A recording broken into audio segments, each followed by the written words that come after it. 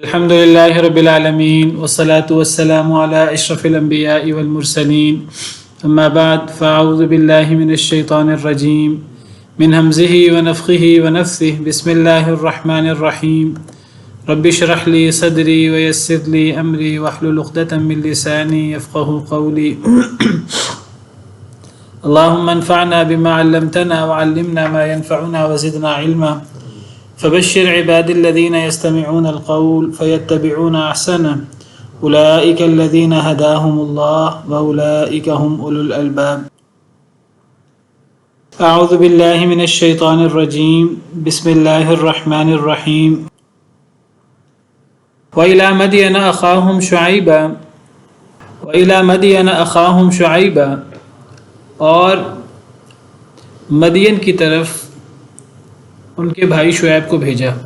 سیدنا نوح علیہ السلام کا قصہ شروع میں بیان ہوا، اس کے بعد پھر قوم عاد کا قصہ بیان ہوا، پھر اس کے بعد قوم سمود کا قصہ بیان ہوا، پھر اس کے بعد سیدنا ابراہیم علیہ السلام کا، اور پھر سیدنا لوط علیہ السلام کا اور ان کی قوم کا۔ تو اب اللہ تعالیٰ سیدنا شعیب علیہ السلام اور ان کی قوم کا ذکر کر رہے ہیں۔ تو مدین کی طرف ان کے بھائی شعیب کو بھیجا، جو مدین کی قوم تھی، جن کا علاقہ مدین تھا یا جن کا خاندان مدین تھا، قبیلہ، اس کی طرف بھیجا۔ ارسلنا محذوف ہے، جس طرح حضرت نوح علیہ السلام کے قصے میں وَلَقَدْ أَرْسَلْنَا نُوحًا ہم نے پڑھا تھا، وہی ارسلنا ہم یہاں بھی لگائیں گے۔ اور ہم نے بھیجا مدین کی طرف اخاہم ان کے بھائی شعیب کو۔ قرآن کریم میں جہاں مدین کا ذکر آتا ہے، مدین کا اور سیدنا شعیب علیہ السلام کا، تو سیدنا شعیب علیہ السلام کو مدین کا بھائی قرار دیا گیا ہے، اور پھر آگے اس قوم کو سیدنا شعیب علیہ السلام نے اللہ کی توحید کی دعوت دی ہے، شرک سے بچنے کی، اور ناپ تول میں کمی کرنے سے اللہ تعالیٰ نے روکا ہے۔ تو اس قوم کا بڑا مسئلہ شرک اور شرک کے علاوہ ماپ تول میں کمی تھا، تو سیدنا شعیب علیہ السلام نے اپنے قوم کو اس بات سے روکا۔ قرآن کریم میں سورۃ الشعراء میں ایک اور جگہ سیدنا شعیب علیہ السلام کا ذکر ہے، وہاں بھی یہی ترتیب ہے۔ وہاں بھی اللہ تعالیٰ نے پہلے سیدنا نوح علیہ السلام کا ذکر کیا ہے، پھر اس کے بعد سورۃ شعراء میں پہلے اللہ تعالیٰ نے سیدنا نوح علیہ السلام کا ذکر کیا ہے سب سے پہلے۔ وعلیکم السلام ورحمۃ اللہ وبرکاتہ۔ حضرت نوح علیہ السلام کا ذکر ہے، پھر اس کے بعد حضرت ہود علیہ السلام اور قوم عاد کا ذکر ہے، پھر اس کے بعد حضرت صالح علیہ السلام کا اور ان کی قوم سمود کا ذکر ہے، پھر اس کے بعد سیدنا لوط علیہ السلام کی قوم کا ذکر ہے۔ سورہ ہود میں ہم پڑھ رہے ہیں تو حضرت لوط کی قوم سے پہلے حضرت ابراہیم علیہ السلام کا ذکر ہے۔ سورہ شعراء میں حضرت ابراہیم کا ذکر شروع میں ہو جاتا ہے۔ تو قوم سمود کے بعد حضرت صالح علیہ السلام کی قوم کے بعد قوم لوط کا ذکر ہے، اور قوم لوط کے بعد پھر حضرت شعیب علیہ السلام کا اور اصحاب الایکہ کا ذکر ہے۔ کذب اصحاب الایکۃ المرسلین، جھٹلایا ایکہ والوں نے رسولوں کو۔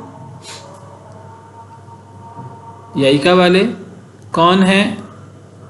ان کے نبی کون ہیں؟ اذ قال لهم شعیب الا تتقون، جب کہا ان کو شعیب علیہ السلام نے، تو ان کے نبی شعیب علیہ السلام ہے۔ اور یہ محسوس یہی ہوتا ہے کہ یہ شعیب علیہ السلام وہی ہیں جن کا ذکر سورہ ہود میں اور دیگر صورتوں میں آیا ہے۔ وہاں سیدنا شعیب علیہ السلام کے ساتھ ان کی قوم مدین کا ذکر ہے، لیکن یہاں سورہ شعراء میں حضرت شعیب علیہ السلام کے ساتھ ان کی قوم اصحاب الایکہ کا ذکر ہے۔ ان کو اصحاب الایکہ کہا گیا ہے۔ یہ وہی قوم ہے، یہ وہی سیدنا شعیب علیہ السلام ہیں، یا کوئی فرق ہیں؟ تو اس قوم کے قصے سے آگے جا کر پتہ لگتا ہے کہ یہ وہی قوم ہے، کیونکہ یہاں بھی اللہ تعالیٰ نے جو انہیں دعوت دی ہے حضرت شعیب علیہ السلام نے اصحاب الایکہ کو، وہ ماپ تول کو پورا کرنے کی ہی دعوت دی ہے۔ اور سورہ ہود میں، سورہ اعراف میں اور دیگر جگہوں پر جہاں حضرت شعیب علیہ السلام کا اور مدین کا ذکر ہے تو وہاں بھی ان کی قوم کو ماپ تول کو پورا کرنے کا حکم دیا گیا اور ماپ تول میں کمی کرنے سے منع کیا گیا۔ تو یہ وہی قوم ہے۔ سورہ ہود میں اس قوم کو قوم مدین کہا گیا ہے اور حضرت شعیب علیہ السلام کو اس قوم کا بھائی قرار دیا گیا ہے۔ یہاں سورہ شعراء میں اس قوم کو اصحاب الایکہ قرار دیا گیا ہے۔ اصحاب الایکہ، ایکہ کہتے ہیں درختوں کا جھنڈ، تو درختوں والے، یعنی ان کا علاقہ بڑا سرسبز و شاداب تھا اور خوب باغات اور درخت وغیرہ تھے، گھنے درخت، واللہ عالم۔ تو یہاں ان کو اصحاب الایکہ قرار دیا گیا ہے۔ وہاں انہیں مدین کہا اور یہاں انہیں اصحاب الایکہ کہا اور ان کے نبی شعیب علیہ السلام ہے۔ اب سورہ ہود جو ہم پڑھ رہے ہیں وہاں حضرت شعیب علیہ السلام کو قوم مدین کا بھائی قرار دیا گیا، وَإِلَىٰ مَدْيَنَ أَخَاهُمْ شُعَيْبًا، جیسے دیگر انبیاء کرام علیہ السلام کو ان کی قوم کا بھائی قرار دیا گیا ہے۔ حضرت نوح کا ذکر، حضرت ہود کا ذکر ہوا تو وَإِلَىٰ عَادٍ أَخَاهُمْ هُودًا، حضرت صالح علیہ السلام کا ذکر ہوا تو وَإِلَىٰ ثَمُودَ أَخَاهُمْ صَالِحًا، اور یہاں حضرت شعیب علیہ السلام کا ذکر ہوا تو وَإِلَىٰ مَدْيَنَ أَخَاهُمْ شُعَيْبًا، حضرت شعیب کو مدین کا بھائی قرار دیا گیا ہے۔ لیکن اب یہاں سورہ شعراء میں جہاں حضرت شعیب علیہ السلام کا ذکر ہے اور ان کی قوم اصحاب الایکہ کا ذکر ہے تو یہاں حضرت شعیب علیہ السلام سے پہلے اذ قال لهم اخوهم شعیب نہیں ہے، اذ قال لهم شعیب ہے۔ بندہ کہہ سکتا ہے کہ جی وہ سورہ ہود میں تو ہر قوم کے ساتھ اور اس کے نبی کے ساتھ بھائی کا ذکر ہے، اس صورت میں ممکن ہے کہ نبیوں کے ساتھ بھائی ہونے کا ذکر نہ ہو۔ نہیں، ایسی بات نہیں ہے۔ یہ سورہ شعراء میں جہاں دیگر قصے ہیں، مثلا قوم لوط ہے اس سے پہلے، تو وہاں قوم لوط کے ساتھ حضرت لوط کا جب ذکر ہوا تو کذبت قوم لوط المرسلین اذ قال لهم اخوهم لوط، حضرت لوط علیہ السلام کو اپنی قوم کا بھائی قرار دیا گیا۔ اور اسی طرح قوم لوط سے پہلے قوم سمود کا اور حضرت صالح علیہ السلام کا ذکر ہے تو کذبت سمود المرسلین اذ قال لهم اخوهم صالح، سورہ شعراء میں بھی نبی کو اپنی قوم کا بھائی قرار دیا گیا ہے۔ اور ان سے پہلے قوم عاد کا ذکر ہے سیدنا ہود علیہ السلام کا تو کذبت عاد المرسلین اذ قال لهم اخوهم ہود، حضرت ہود علیہ السلام کو بھی اپنی قوم کا بھائی قرار دیا گیا۔ اور پھر اس سے پہلے سیدنا نوح علیہ السلام اور ان کی قوم کا ذکر ہے تو یہاں بھی حضرت نوح علیہ السلام کو اپنی قوم کا بھائی قرار دیا گیا ہے۔ کذبت قوم نوح المرسلین اذ قال لهم اخوهم نوح الا تتقون۔ اب حضرت نوح علیہ السلام کا، حضرت ہود کا، حضرت صالح کا، حضرت لوط علیہ السلام اجمعین کا جب ذکر ہوا تو ان کو ان کی قوم کا بھائی قرار دیا گیا سورہ شعراء میں۔ اور اسی صورت میں جو آخری قصہ حضرت شعیب علیہ السلام کا اور ان کی قوم جن کو اصحاب الایکہ قرار دیا گیا ہے ان کا ذکر ہوا ہے تو وہاں حضرت شعیب علیہ السلام سے پہلے اخوہم نہیں، گویا کہ سورہ شعراء میں بھی نبی کو اپنی قوم کا بھائی قرار دیا گیا جگہ جگہ، اور سورہ ہود میں بھی، اور اسی طرح سورہ اعراف میں بھی یہی انبیاء کا ذکر ہے، انہی رسولوں کا ذکر ہے، وہاں بھی انہیں بھائی قرار دیا گیا ہے۔ صرف حضرت شعیب علیہ السلام کا جب یہاں ذکر ہوا ہے تو باقی قصوں سے ہٹ کر حضرت شعیب علیہ السلام کو اپنی قوم کا بھائی قرار نہیں دیا گیا۔ سورہ شعراء میں اصحاب الایکہ ان کی قوم کو ذکر کیا، لیکن جب مدین کا ذکر ہوا سورہ ہود میں، تو سورہ ہود جو ہم پڑھ رہے ہیں تو یہاں حضرت شعیب علیہ السلام کو مدین اپنی قوم کا بھائی قرار دیا گیا ہے۔ تو اس کی کیا وجہ ہے؟ ایک وہ تھی کہ جو جن کے خاندان یا جن کے اندر سے آپ کے، اور ایک دوسری تھی جن کے پاس بھیجا گیا تھا، شاید اس طرح کا۔ یعنی یہ دو الگ الگ قومیں ہیں، حضرت شعیب علیہ السلام نے ان دو الگ الگ قوموں کو ڈرایا۔ میں پہلے بتا چکا ہوں کہ جب نبی کو اپنی قوم کا بھائی قرار دیا جاتا ہے اور یہ قرآن کریم میں عام ہے تو یہاں پھر اخوت سے کیا مراد ہوتا ہے؟ یہاں اخوت سے مراد یعنی نبی اپنی قوم کے خاندان میں سے ہوتا ہے، اپنے قوم کے قبیلے سے ہوتا ہے۔ نبی کا قبیلہ، نبی کا خاندان وہی ہوتا ہے جو قوم کا ہوتا ہے، اپنے قوم کا فرد ہوتا ہے.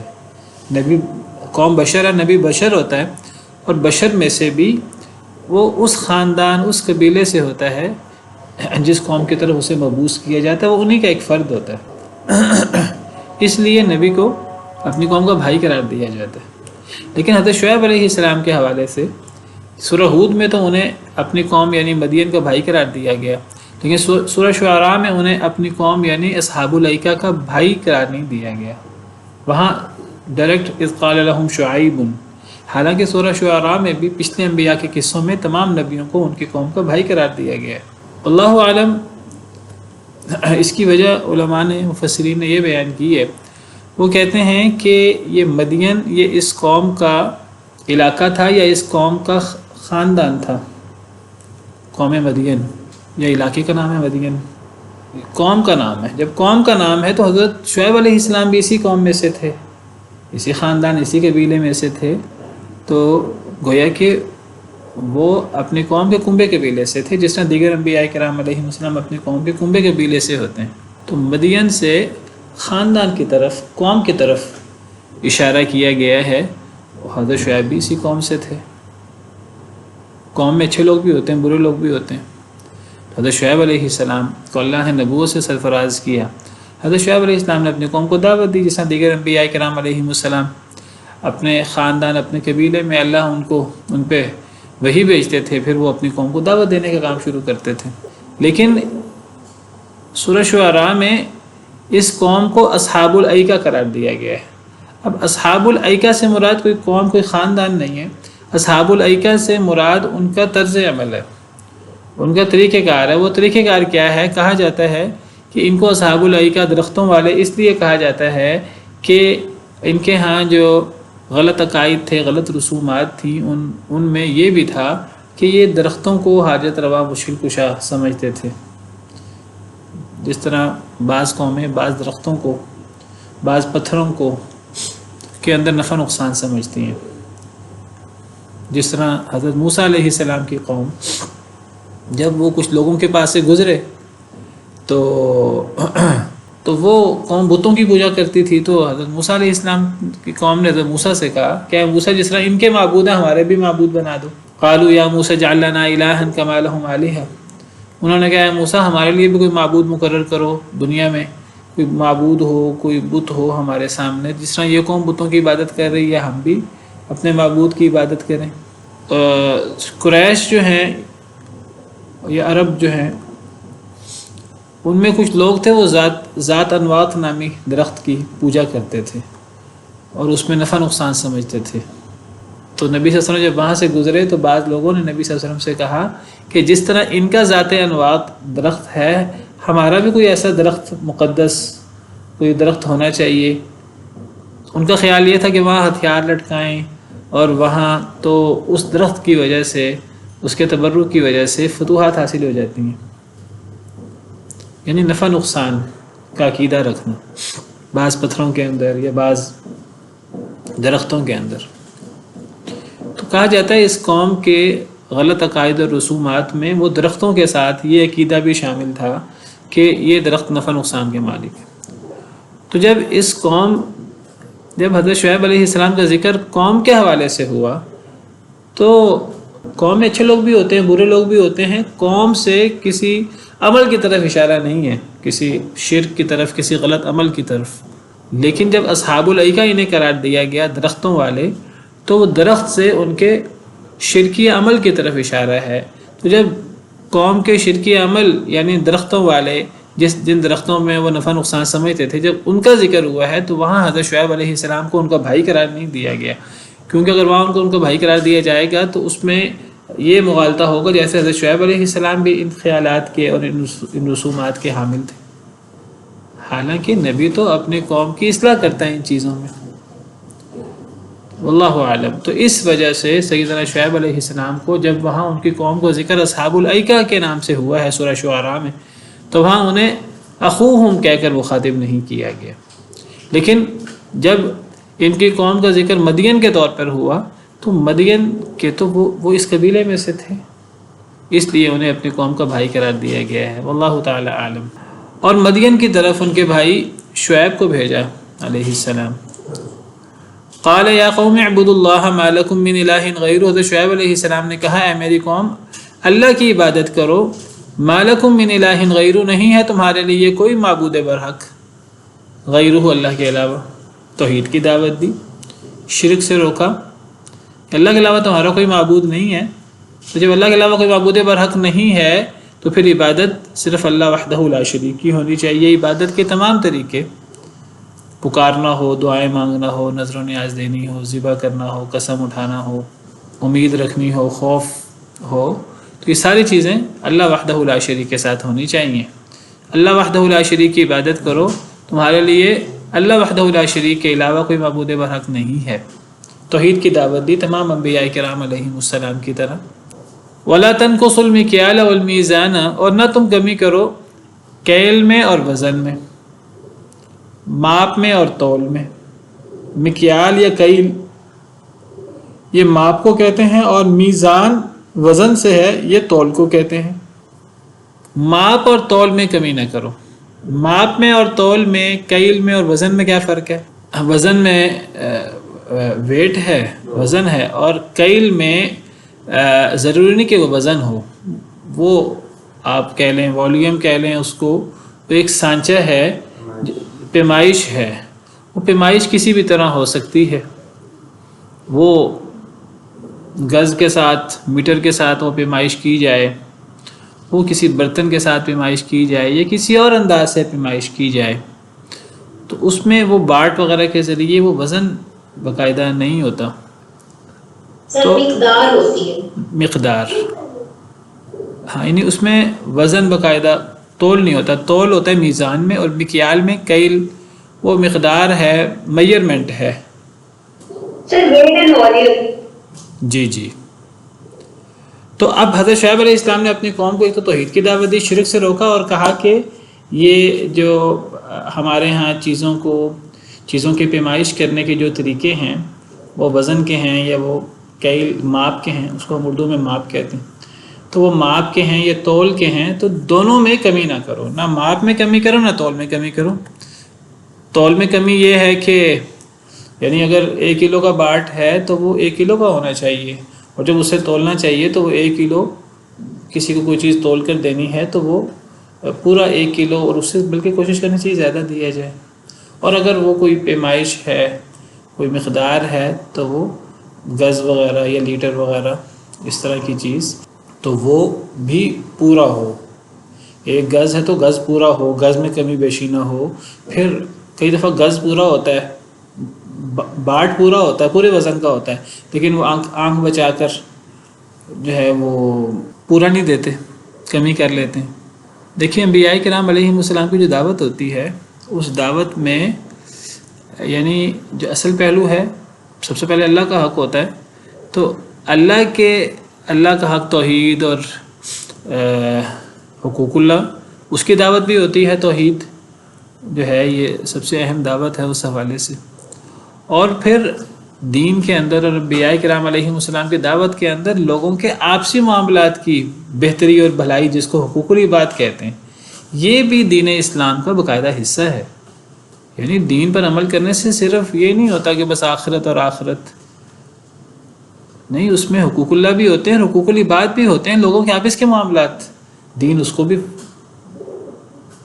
ٹارگٹ کرتا ہے اور اس کو بھی ڈسکس کرتا ہے اور اس میں بھی اصلاح کرتا ہے. تو سیدنا شعیب علیہ السلام نے اپنی قوم کو دونوں چیزوں کی دعوت دی ہے, توحید کی جو حقوق اللہ میں سر فہرست ہے, اور حقوق العباد میں ماپ تول میں کمی کرنا. یہ ایک بہت بڑا مسئلہ ہے, بہت بڑا فساد ہے, ایک بہت بڑی زیادتی ہے. بعض لوگ اس کو ہلکا سمجھتے ہیں, ہلکی چیز نہیں ہے. تو اس کا تعلق حقوق العباد سے. تو حقوق اللہ میں کسی قسم کی کمی نہ کرو کہ اللہ کے ساتھ کسی کو شریک کرو, اور حقوق العباد میں کسی قسم کی کمی نہ کرو. یہ قوم کیا کرتی تھی, یہ جب دوسروں سے لیتے, جو اس قسم کا کام کرتے ہیں نا, وہ جب معاملہ ان کا اپنا ہو تو ان کو پتہ ہوتا ہے لوگ ہم اس طرح گڑبڑ کرتے ہیں. وہ جب دوسروں سے لیتے تھے تو پورا کر کے لیتے تھے, زیادہ لیتے تھے, اور جب لوگوں کو دیتے تھے تو آنکھ بچا کر دھوکہ کرنے کی کوشش کرتے. وہ ماپ اور تول کے اندر ہی کمی کر دیتے, یا آنکھ بچا کر اس کے اندر کمی کوتاہی کر لیتے. ہمارے ہاں جو ہے یہ پٹرول وغیرہ اس کا ایک خاص انداز سے ماپ کیا جاتا ہے. وہ باقاعدہ وہ انہوں نے سسٹم کے اندر ہی گڑبڑ کی ہوتی ہے. سسٹم کے اندر گڑبڑ ہو یا آنکھ بچا کر جو ہے وہ ان کو ایک مخصوص رقم کا پیٹرول کہا جائے تو وہ تھوڑی رقم میں ہی وہ بند کر دیں. جب دیکھنے والا نہ دیکھ رہا ہو یا جب وہ شروع کریں میئرمنٹ تو وہ 0 سے شروع نہ ہو, وہ آگے سے شروع ہو جائے. دھوکے کی کئی صورتیں ہوتی ہیں. تو فرمایا ماپ تول میں کمی نہ کرو. تو اس کا تعلق حقوق العباد سے ہے, اور یہ یعنی اسلام کے احکامات میں سے ایک بڑا اہم حکم ہے ماپ تول کو پورا کرنا. یہ اتنا اہم حکم ہے کہ جو بندہ اس میں کمی کرتا ہے تو اس کو بہت سخت وعید سنائی گئی ہے. قوم شعیب کے اندر یہی بہت بڑی کمی تھی, یہی بہت بڑی کوتاہی تھی شرک کے ساتھ ساتھ. تو قوم شعیب کو بہت بڑی وعید سنائی گئی, اور اس حوالے سے اللہ تعالیٰ نے پوری ایک صورت نازل کی ہے جس صورت کو سورۃ المطففین کہتے ہیں. اس عمل کو تطفیف بھی کہتے ہیں. تطفیف کا مطلب ماپ تول میں کمی کرنا. تو ایک صورت ہے سورۃ المطففین 30ویں پارے میں, تو وہاں اس کی ابتدائی ہوتی ہے ویل للمطففین. ویل جہنم کی بڑی خطرناک وادی ہے. تو ویل ہے یعنی جہنم کی وادی ان لوگوں کے لیے جو ماپ تول میں کمی کرتے ہیں, کم تول کر ماپ کر دیتے ہیں. الذین اذا اکتالوا علی الناس یستوفون. ان کا طرز عمل کیا ہے؟ اللہ فرماتے ہیں ان کا طرز عمل کیا ہے کہ جب وہ لوگوں سے وزن لیتے ہیں, لوگوں سے ماپ لیتے ہیں, یستوفون تو پورا لیتے ہیں, زیادہ مانگتے ہیں بلکہ. وَإِذَا كَالُوهُمْ أَوْ وَزَنُوهُمْ يُخْسِرُونَ. جب وہ لوگوں کو ماپ کر کے دیتے ہیں یا لوگوں کو وزن کر کے دیتے ہیں تو اس میں ڈنڈی مارتے ہیں, کمی کرتے ہیں. وہ کمی کی جو بھی صورتیں ہیں. أَلَا يَظُنُّ أُولَٰئِكَ أَنَّهُمْ مَبْعُوثُونَ. کیا یہ لوگ نہیں یقین رکھتے کہ ان کو اٹھایا جائے گا؟ کیا ان لوگوں نے مرنا نہیں ہے اور مرنے کے بعد انہوں نے قیامت کے دن اٹھایا نہیں جانا؟ لِيَوْمٍ عَظِيمٍ. ایک بہت بڑے دن کے لیے. يَوْمَ يَقُومُ النَّاسُ لِرَبِّ الْعَالَمِينَ. جس دن لوگ رب العالمین کے سامنے کھڑے ہوں گے. تو اللہ تعالیٰ نے بہت زیادہ ڈرایا ہے اس عمل سے کہ یہ عمل اللہ کے ہاں کتنا ناپسندیدہ ہے. یہ ایک رویہ ہے جس میں ماپ اور تول کی بات کی گئی ہے. لوگوں سے ماپ تول کیا جائے تو پورا لیا جائے, اور جب لوگوں کو دیا جائے تو کمی کی جائے. یہ ایک رویہ ہے. اس رویے کے اندر اس جیسی اور بہت ساری چیزیں آ جاتی ہیں, جس کے اندر یہ بھی ہے کہ آپ جب کسی سے کام لیں تو آپ اسے کام پورا لیں, اور جب آپ کسی کو کام کر کے دیں تو آپ اس کام میں ڈنڈی ماریں. آپ کہیں ملازمت کر رہے ہیں یا کسی سے آپ کوئی طے کرتے ہیں وقت کا, اور تو وہاں آپ کوشش کریں کہ جی آپ کو سہولت مل جائے اور دوسرے کو پورا وقت نہ دیں آپ طے کر کے. لیکن جب آپ دوسروں سے کام لیں اپنے گھر کے اندر, اپنا کوئی کام لیں کسی دوسرے سے, کسی لوہار سے, کسی مزدور سے, آپ اس سے کہیں کہ وہ آپ کو پورا کر کے دے, لیکن آپ خود جہاں جاب کرتے ہیں وہاں آپ پورے ٹائم کا دھیان نہ رکھیں.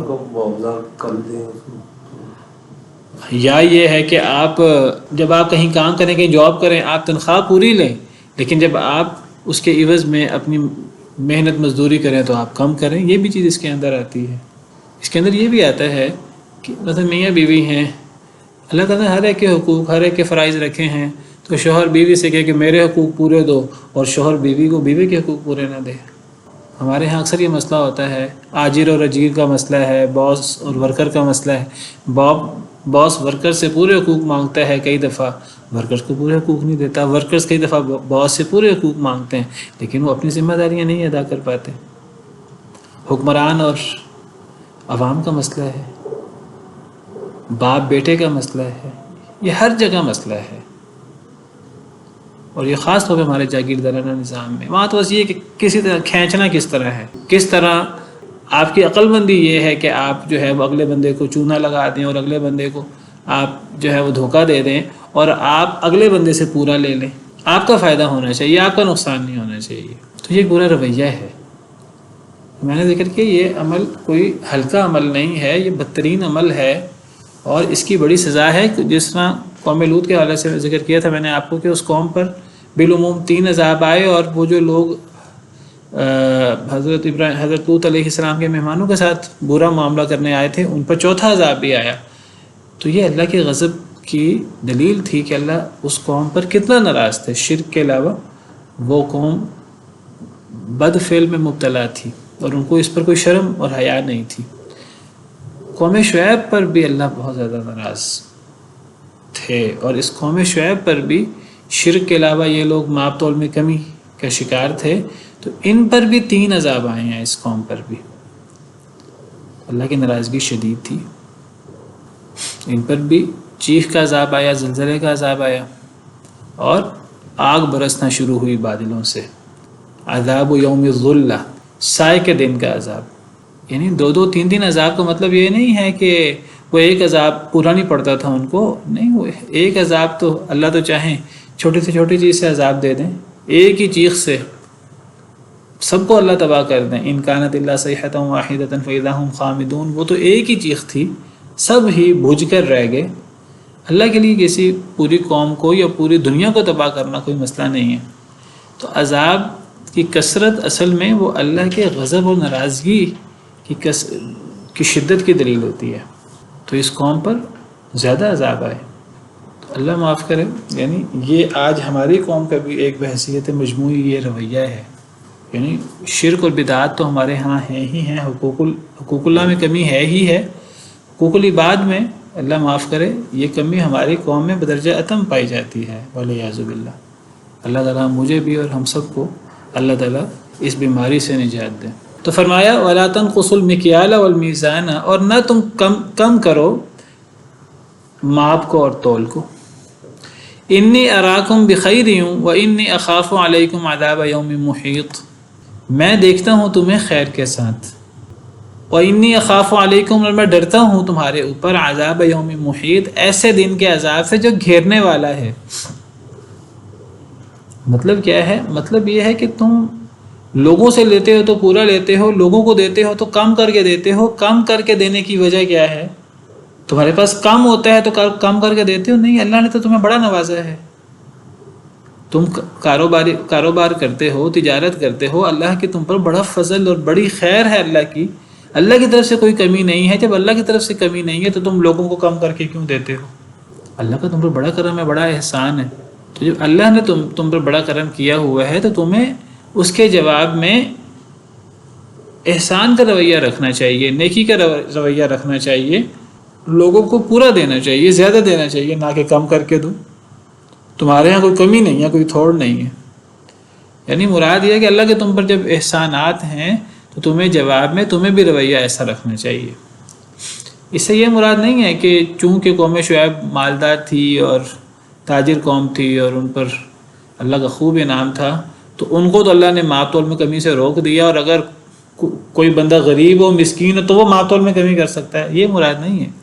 یعنی صرف اللہ کے احسانات یاد دلائیں کہ اللہ کا تم پر بہت احسان ہے، تو تمہیں جواب میں ماپ تول میں کمی نہیں کرنی چاہیے۔ میں تمہیں خیر کے ساتھ دیکھتا ہوں، یعنی اللہ نے تم پہ بڑا خیر کیا ہوا ہے، تو اللہ کے احسانات کا اب جواب یہ ہونا چاہیے کہ تم اللہ کو ناراض نہ کرو۔ اور میں ڈرتا ہوں تمہارے اوپر گھیرنے والے دن کے عذاب سے، یعنی اگر تم اپنی اس روش پہ برقرار رہے، شرک کے روش پر اور ماپ تول میں کمی، اس پر اگر تم برقرار رہے تو تم پہ خوفناک عذاب آئے گا، گھیرنے والے دن کا عذاب آئے گا، ایک ایسا عذاب جو تمہیں گھیر کر رکھ دے گا، یعنی تم اس عذاب سے بچ نہیں سکو گے۔ محیط کا مطلب گھیرنے والا۔ یہ محیط عذاب کی صفت ہے کہ دن کی صفت ہے؟ یعنی یہ گھیرنے والا عذاب ہے یا گھیرنے والا دن ہے، اس کا عذاب ہے؟ یہ یوم کی صفت ہے۔ تو مراد کیا ہوا؟ گھیرنے والا دن کیا ہوا؟ گھیرنے والے دن کا عذاب، اس سے کیا مراد ہوا؟ قرآن کریم میں یہ انداز آپ کو ملے گا کئی جگہ پر، اور یہ اسی صورت کے شروع میں سورہ نوح، حضرت نوح علیہ السلام کے قصے میں یہی انداز تھا، میں نے وہاں وضاحت کی تھی۔ یہ ہم نے حضرت نوح کے قصے میں بھی پڑھا، اسی صورت میں عذاب یوم علیم کہا گیا۔ وہ عذاب گھیرنے والا ہے کہ وہ دن گھیرنے والا ہے۔ فویل للذین ظلموا من عذاب یوم علیم، سورہ زخرف میں، بس ویل ہے ظالموں کے لیے من عذاب یوم علیم۔ یہ نہیں فرمایا کہ دردناک عذاب سے، فرمایا دردناک دن کے عذاب سے۔ دن کو دردناک کہا ہے، عذاب کو دردناک نہیں کہا۔ یہ سورہ زخرف میں شروع میں بھی ایسے ہی ہے جی۔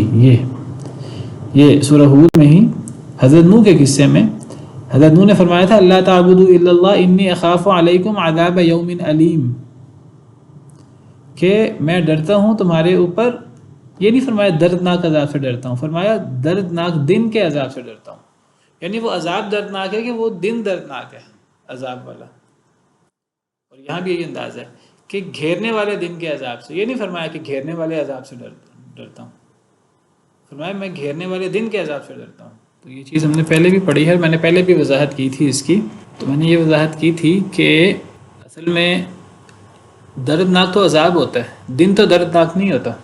مثلا حضرت نوح علیہ السلام اپنی قوم سے کہہ رہے ہیں کہ میں تمہارے اوپر دردناک دن کے عذاب سے ڈرتا ہوں، یعنی کیا مراد ہے؟ یعنی اس سے مراد وہ دن ہے جس دن قوم نوح پر اگر وہ اپنے نافرمانی پر مصر رہے تو ان پر عذاب آئے گا جس دن۔ اب ظاہری بات ہے کہ وہ قوم نوح پر جس دن عذاب آیا وہ دن تو دردناک نہیں تھا، وہ عذاب دردناک تھا۔ اور وہ عذاب کس کے لیے دردناک تھا؟ وہ ان کے لیے دردناک تھا جن پر عذاب آیا، جن پر عذاب نہیں آیا ان کے لیے وہ دردناک نہیں تھا۔ مثلا حضرت نوح علیہ السلام اور ان کی قوم، ان کے ساتھ ایمان لانے والے، ان کے گھر والے اور ان کے ساتھ ایمان لانے والے، تو ان کے لیے وہ دن دردناک نہیں تھا۔ اور دن نہیں دردناک ہوتا، دردناک تو عذاب ہوتا ہے۔ اسی طرح بعض جگہوں پہ قرآن کریم میں ہے عذاب یوم عظیم، یعنی بڑے دن کے عذاب سے، حالانکہ ہونا کیا چاہیے کہ بڑے عذاب سے، یعنی وہ عظیم دن کی صفت کی بجائے عذاب کی صفت ہونی چاہیے۔ تو اصل میں یہ ایک مبالغے کا انداز ہے، میں نے ذکر کیا تھا تب بھی، ایک مبالغہ ہے، یعنی اصل میں کہنے کو ظاہراً وہ دن کی صفت بن رہی ہے، وہ دن کی صفت نہیں ہے، وہ ہے عذاب کی صفت ہی، لیکن وہ اتنا، یعنی اب یہیں دیکھ لیجیے جو ہم پڑھ رہے ہیں انی اخاف علیکم عذاب یوم محیط، اصل میں یہ محیط ظاہراً تو دن کی صفت ہے، اصل میں یہ عذاب کی صفت ہے، لیکن وہ اتنا ہولناک عذاب ہے اور اتنا بڑا عذاب ہے، اور وہ عذاب اس طرح گھیر لے گا تمام کافروں کو اور کسی ایک کو بھی بچ کر نکل نہیں دے گا، وہ اتنا وہ گھیرنے والا عذاب ہے، اور اس عذاب کے اندر گھیرنا وہ اتنا شدت کے ساتھ ہے کہ اللہ نے اسے پورے دن کی صفت بنا دیا۔ جیسے عذاب یوم علیم ہے، دردناک دن کے عذاب سے، اصل میں دردناک دن نہیں ہے، وہ اصل میں دردناک عذاب ہے، لیکن اس دن کا ایک حصہ ہے عذاب، جو لوگ اس عذاب میں گرفتار ہوں گے، لیکن وہ عذاب اتنا دردناک ہے، وہ چاہے 10 منٹ کے اندر، 20 منٹ کے اندر، آدھے گھنٹے کے اندر وہ قوم تباہ ہو جائے، وہ تھوڑا وقت ہی اس قوم کے وہ دن کا ایک حصہ ہے عذاب کا، وہ اتنا دردناک وہ لمحہ ہے اور وہ وقت ہے کہ اللہ نے اس کو پورے دن پر محیط کر کے وہ دن کو دردناک قرار دے دیا ہے، جس سے یعنی یہ ایک مبالغے کا اور ایک فصاحت و بلاغت کا ایک انداز ہے، جس سے عذاب کی شدت مراد ہے۔ جیسے اگر یعنی کسی شخص پر کسی دن بڑی مصیبت آئے، وہ کیا کہتا ہے؟ وہ کہتا ہے کہ یعنی یہ دن ہی میرے لیے مصیبت والے ہو گئے، یہ ایک مبالغے کا انداز ہے۔ دن تو مصیبت والے نہیں ہوتے، وہ دن کے اندر وہ جو مصیبت والے لمحے ہوتے ہیں وہ مصیبت والے ہوتے ہیں، تو یہ ایک مبالغے کا انداز ہوتا ہے۔ تو یہ عذاب اس طرح کر کے گھیرے گا تمام لوگوں کو، یہ اصل میں ظاہراً دن کی صفت ہے محیط، لیکن یہ اصل میں عذاب کی صفت ہے، اور یہ عذاب اتنا گھیرنے والا ہے کسی کو بچنے نکل نہیں دے گا کہ اللہ نے اسے دن کی صفت بنا دی ہے۔ جس دن وہ عذاب آنا ہے کچھ دیر کے لیے، وہ عذاب جو اس دن کے کچھ حصے میں آئے گا، وہ عذاب اتنا گھیرنے والا ہوگا کافروں کو، کسی کو بچ کر نکلنے نہیں دے گا، کہ اللہ نے محیط کو دن کی صفت بنا دیا۔ یہ مبالغے کا ایک انداز ہے، واللہ عالم۔ تو اس سے یعنی ڈرانا مقصود ہے کہ بہت ہولناک دن ہے جس میں تم پر عذاب آئے گا، اور بہت بڑا عذاب آئے گا، اور اس عذاب سے کوئی بچ کر نکل نہیں سکے گا۔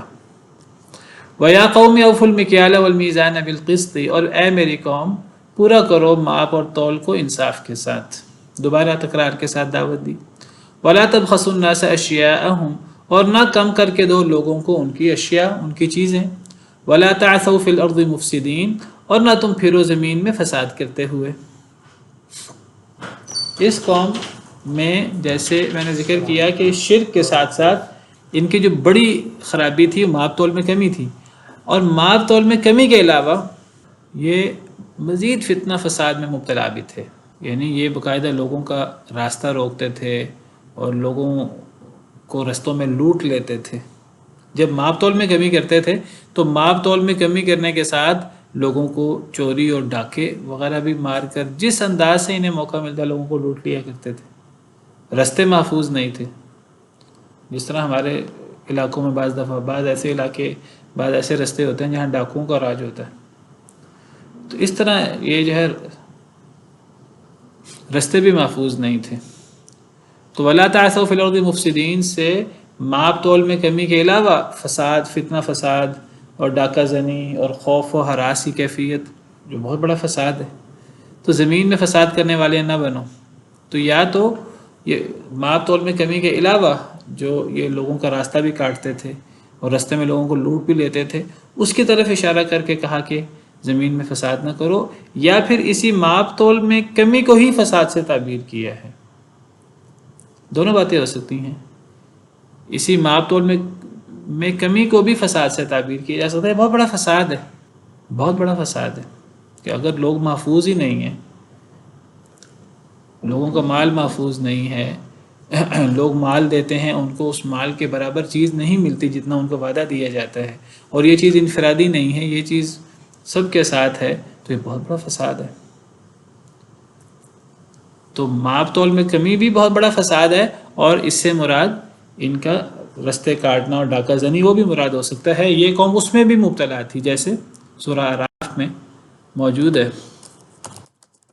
حضرت شعیب علیہ السلام، سورہ اعراف میں جب اللہ نے اس قوم کا ذکر کیا، حضرت شعیب علیہ السلام ان کی دعوت کا، تو وہاں ذکر کیا، یہاں سورہ اعراف آیت نمبر 85-86 وَإِلَىٰ مَدْيَنَ أَخَاهُمْ شُعَيْبًا، انہی کا ذکر ہے۔ پہلے حضرت شعیب علیہ السلام نے اپنی قوم کو توحید کی دعوت دی، اور پھر اپنی قوم کو کہا کہ ماب تول کو پورا کرو، زمین میں فساد نہ کرو اس کی اصلاح کے بعد، اور پھر وَلَا تَقْعُدُوا بِكُلِّ صِرَاطٍ تُوعِدُونَ وَتَصُدُّونَ عَنْ سَبِيلِ اللَّهِ مَنْ آمَنَ بِهِ وَتَبْغُونَهَا عِوَجًا، تم ہر رستے میں نہ بیٹھو کہ تم لوگوں کو ڈراؤ، اور تم لوگوں کو روکو اللہ کے رستے سے جو بھی ایمان لائے، اور تم اس میں ٹیڑھ پن تلاش کرو۔ تو وَلَا تَقْعُدُوا بِكُلِّ صِرَاطٍ تُوعِدُونَ، رستے میں بیٹھ کر لوگوں کو ڈراتے تھے۔ ڈرانے سے کیا مراد ہے؟ چوری کر کے، ڈاکہ مار کے، ڈاکہ زنی، راہ زنی کر کے لوگوں کو ڈراتے تھے، اور رستے محفوظ نہیں تھے۔ تو یہ باقاعدہ ان کا ایک الگ جرم ہے اس قوم کا، کہ یہ چوری اور ڈاکہ زنی بھی کرتے تھے۔ لیکن آپ دیکھیے یہاں سورہ اعراف میں جب توحید کے بعد ان کی ماب تول میں کمی کا ذکر کیا، تو ماب تول میں کمی کو یہاں فساد سے تعبیر کیا ہے اس سورہ اعراف میں۔ یہ دیکھیے فَأَوْفُوا الْكَيْلَ وَالْمِيزَانَ وَلَا تَبْخَسُوا النَّاسَ أَشْيَاءَهُمْ وَلَا تُفْسِدُوا فِي الْأَرْضِ بَعْدَ إِصْلَاحِهَا وَلَا تَبْخَسُوا النَّاسَ أَشْيَاءَهُمْ، لوگوں کو ان کی چیزیں کم کر کے نہ دو، پیسے پورے لے لیے ہیں، چیزیں کم کر کے دے رہے ہو دھوکے کے ساتھ، اور زمین میں اس کی اصلاح کے بعد فساد نہ کرو۔ یہاں اسی ماب تول میں کمی کو فساد قرار دیا ہے، اور رستے میں بیٹھ کر لوگوں کو ڈرانا اور رستے محفوظ نہ ہونا اور چوری اور ڈاکہ زنی اس کا الگ ذکر کیا ہے۔ تو وَلَا تَعْثَوْا فِي الْأَرْضِ مُفْسِدِينَ، یہاں بھی لوگوں کو ان کی چیزیں کم کر کے نہ دو اور زمین میں فساد کرتے ہوئے نہ پھرو۔ یہاں فساد سے مراد یہی لوگوں کو چیزیں کم دینا، یہ بھی مراد ہو سکتا ہے، اور غالب معنی یہی ہے، یہی مراد ہے۔ یہ بہت بڑا فساد ہے، اور اس فساد سے مراد ان کا رستے کاٹنا اور رستے محفوظ نہ ہونا، یہ بھی مراد ہو سکتا ہے۔ واللہ عالم۔ تو فرمایا بقیت اللہ خیر لکم۔ اچھا، یہاں جیسے میں نے ذکر کیا کہ ان کے ماب تول میں کمی کو فساد سے تعبیر کیا کہ زمین میں فساد نہ کرو، تو فساد میں حقوق العباد میں کمی کوتاہی یہ بھی فساد ہے بہت بڑا، اور ماب تول میں کمی بہت بڑا فساد ہے۔ اور صرف حقوق العباد میں کمی بیشی فساد نہیں ہوتا، حقوق اللہ میں کمی بیشی بہت بڑا فساد ہے۔ شرک اور اللہ کی نافرمانی یہ بہت بڑا فساد ہے۔ بعض دفعہ ہم سمجھتے ہیں کہ یہ تو ہر بندے کا انفرادی معاملہ ہے، یہ انفرادی معاملہ نہیں ہوتا۔ اس سے انسان کی مینٹیلٹی اور انسان کا ذہن وہ اس طرح کر کے بنتا ہے کہ جو بندہ اپنے رب کے ساتھ مخلص نہیں ہو سکتا تو وہ دوسروں کے ساتھ کیسے مخلص ہوگا. نمازوں میں کوتاہی کرنا، نمازوں میں سستی کرنا اور حرام کھانا، چاہے وہ انفرادی ہو، شراب پینا، اور یہ اللہ کی نافرمانی ہے. اور شرک یہ سب سے بڑا فساد ہے. بعض دفعہ ان چیزوں کو فساد نہیں سمجھا جاتا. نفاق بہت بڑا فساد ہے. پہلے پارے میں منافقین کو کہا وَإِذَا قِيلَ لَهُمْ لَا تُفْسِدُوا فِي الْأَرْضِ قَالُوا إِنَّمَا نَحْنُ مُصْلِحُونَ. جب ان سے کہا جاتا ہے زمین میں فساد نہ کرو، وہ تو کہتے ہیں ہم تو اصلاح کرنے والے ہیں. اور ہمیشہ ہر برا شخص اپنے آپ کو مصلح کہتا ہے. بقیت اللہ خیر لکم ان کنتم مؤمنین. اللہ کا باقی خیر لکم زیادہ بہتر ہے تمہارے لیے، ان کنتم مؤمنین اگر تم ایمان والے ہو تو، اگر تم مومن ہو تو. وما انا علیکم بحفیظ، اور نہیں ہوں میں تمہارے اوپر زور زبردستی کرنے والا. حفاظت کرنے والا یعنی زبردستی کرنے والا. فرمایا کہ جو اللہ کی طرف سے باقی بچنے والا ہے، یعنی اگر تم ماپ تول پورا کرو، تم سمجھتے ہو کہ تم ماپ تول میں ڈنڈی مارو گے تو تمہارا منافع زیادہ ہوگا اور رقم زیادہ ہو جائے گی، تمہارا پروفٹ زیادہ ہوگا. نہیں، جو اللہ کے احکامات پر عمل کرنے کے بعد چاہے وہ ظاہراً تمہیں پروفٹ کم مل رہا ہے، سیدھی سی بات ہے ظاہراً پروفٹ کم ملے گا جب انسان پورا کر کے دے گا، بلکہ اسلامی تعلیمات تو یہ ہے کہ انسان زیادہ کر کے دے. تو جب ایک انسان پورا ماپ تول کر کے دے گا، رقم جتنی لی ہے اس کے برابر زیادہ دینے کی کوشش کرے گا تو پروفٹ میں ظاہراً کمی آئے گی. لیکن وہ ظاہراً کمی ہے، حقیقت میں اللہ کے احکامات پر عمل کرنے کے بعد باقی بچنے والا وہ تمہارے لیے بہتر ہے. یہاں وہ اللہ کے احکامات پر عمل کرنے کے بعد باقی بچنے والے کو بقیت اللہ کہا ہے. وہ اللہ کی طرف سے باقی ہے تمہارے لیے. اللہ کی طرف سے باقی سے کیا مراد ہے؟ یعنی اللہ کو راضی کر کے، اللہ کے احکامات پر عمل کر کے، چاہے وہ ظاہراً تمہیں تھوڑا ہی نظر کیوں نہ آئے. آپ اس کو ایسے سمجھے جیسے ایک بندہ رشوت لیتا ہے تو وہ سمجھا کہ میں رشوت لیتا ہوں تو میرے پاس آمدن میں اضافہ ہوتا ہے ظاہراً، اور ظاہراً اضافہ تو ہوتا ہے. لیکن اگر ایک بندہ رشوت نہیں لے گا تو وہ بھی بقیت اللہ ہے. وہ ظاہراً مال کم ہے لیکن وہ اللہ کے احکامات پر عمل کرنے کے بعد، اب جو اصل کسی بندے کی تنخواہ ہے وہ عام طور پہ کم ہوتی ہے سرکاری محکموں میں، وہ جو اللہ کا بقیہ ہے وہ زیادہ بہتر ہے ہر لحاظ سے. برکت کے لحاظ سے اس کے بہت فوائد اور بہت ثمرات ہوتے ہیں. انسان بیماریوں سے اور باقی چیزوں سے محفوظ رہتا ہے، ورنہ یہ حرام طریقے سے کمایا ہوا یہ انہی طرح کی چیزوں میں ہی اور بیماریوں میں اور اللہ کے عذاب میں ہی یہ چیزیں نکل جاتی ہیں. بقیت اللہ قرآن کریم میں، وعلیکم السلام، قرآن کریم میں یہ بقیت اللہ یا بقیہ یہ اچھے معنوں میں استعمال ہوا ہے کئی جگہوں پر. بلکہ ایک اصطلاح ہے اولو بقیہ. اولو بقیہ کا کیا مطلب ہے؟ باقی والے. باقی والے کون ہیں؟ یعنی اللہ کے احکامات پر عمل کر کر کے اگر ظاہری طور پر مال و دولت کم بھی ہو جائے تو یہ باقی مال والے ہیں. باقی مال والوں سے مراد نیک لوگ. قرآن کریم میں ایک اصطلاح استعمال ہوتی ہے اولو بقیہ. اولو بقیہ کا مطلب نیک لوگ. یعنی یہ کون لوگ ہیں؟ یہ وہ لوگ ہیں جو اللہ کے احکامات پر عمل کرتے ہیں. اللہ کے احکامات پر عمل کرنے میں اگر ان کے پاس روپیہ پیسہ جو ظاہراً کم بھی آئے تو یہ کم پر راضی ہیں کہ اللہ کے احکامات پر عمل کرنے کے بعد باقی مال تھوڑا بھی بچے تو کیا فرق پڑتا ہے، اللہ تو راضی ہو رہا ہے. تو ان ایسے لوگوں کو اولو بقیہ کہا جاتا ہے. قرآن کریم میں یہ ایک اصطلاح استعمال ہوتی ہے اولو بقیہ. سورہ ہود میں اسی صورت میں آخر میں آیت نمبر 116 میں اللہ فرماتے ہیں فلولا کان من القرون من قبلکم اولو بقیہ، کیوں نہ ہوئے بستیوں میں جو تم سے پہلے تھے، جو تم سے پہلے بستیاں تھیں ان میں کیوں نہ ہوئے اولو بقیہ، باقی والے. کیا مطلب اولو بقیہ؟ اولو بقیہ کا معنی ہے، ترجمہ ہے اہل خیر، نیک لوگ. ینہون عن الفساد فی الارض، جو لوگوں کو زمین میں فساد کرنے سے روکتے ہیں. تو اللہ فرماتے ہیں کہ تم سے پہلے بستیوں میں اولو بقیہ، باقی والے لوگ کیوں نہ ہوئے. تو باقی والوں سے مراد اہل خیر، یعنی یہ وہ اہل خیر ہیں، یہ وہ نیک لوگ ہیں جو تھوڑے ظاہراً تھوڑے باقی بچنے والے پر راضی رہتے ہیں. تو یہ بڑے نیک لوگ ہوتے ہیں، بڑے برکت والے ہوتے ہیں اللہ کی طرف سے. تو یہ وہی بقیہ ہے. یہاں بقیت اللہ خیر لکم. اور یہ اگر فلسفہ کسی کو سمجھ آ جائے تو اس سے بڑا فلسفہ اور کوئی نہیں ہے کہ اللہ کے حکم پر عمل کر کے اگر ایک انسان کو ظاہراً تھوڑا منافع بھی ہوتا ہے. یہ وہی بات ہے جو اللہ تعالیٰ فرماتے ہیں کہ یمحق اللہ الربا ویربی الصدقات.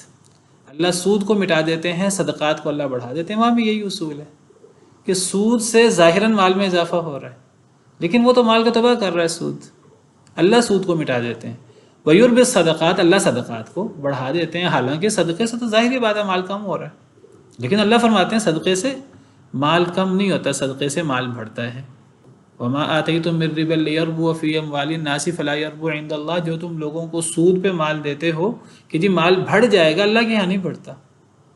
وما آتیتم من زکاۃ تریدون وجہ اللہ فاولئک هم المضعفون. جو تم زکوٰۃ کے طور پہ، صدقے کے طور پہ مال دیتے ہو وہ مال اللہ کئی گنا کر دیتے ہیں. فاولئک هم المضعفون. یہ لوگ اپنا مال کئی گنا بڑھا لیتے ہیں. وہاں یہی فلسفہ ہے. بقیت اللہ، اللہ کی طرف سے باقی، خیر لکم، زیادہ بہتر ہے تمہارے لیے، ان کنتم مؤمنین، اگر تم مومن ہو. کوئی ایمان والا ہے اسے ہی یہ چیز سمجھ آ سکتی ہے. وما انا علیکم بحفیظ، اور نہیں ہوں میں تمہارے اوپر حفیظ، حفاظت کرنے والا، یعنی زبردستی کرنے والا. حضرت شعیب علیہ السلام نے کہا میں تمہیں سمجھا سکتا ہوں سیدھا راستہ، صحیح بات بتا سکتا ہوں، تمہیں زبردستی نہیں روکوں گا، زبردستی روک نہیں سکتا. تمہیں سیدھا راستہ بتا رہا ہوں کہ سیدھا راستہ ماپ تول کو پورا کرنے والا راستہ سیدھا ہے، اور ماپ تول میں کمی کرنے والا راستہ جو ہے وہ نقصان دہ ہے. تمہیں راستہ بتا دیا ہے، تم پہ جبر نہیں کر سکتا. اب صحیح راستے کو تم نے خود اپنانا ہے. اب مرضی ہے صحیح راستے کو اپنانا ہے تو اپنا لو، اور اللہ کا باقی لے کر برکت اور خیر کے ساتھ زندگی گزارو، دنیا میں بھی اور آخرت میں بھی. اور اگر تم نے جو ہے وہ اللہ کو ناراضگی مول لے کر ماپ تول میں کمی کر کے ظاہراً مال زیادہ لینا ہے، میں تم پہ زور زبردستی نہیں کر سکتا. سبحان ربک رب العزت عما یصفون وسلام علی المرسلین والحمد للہ رب العالمین.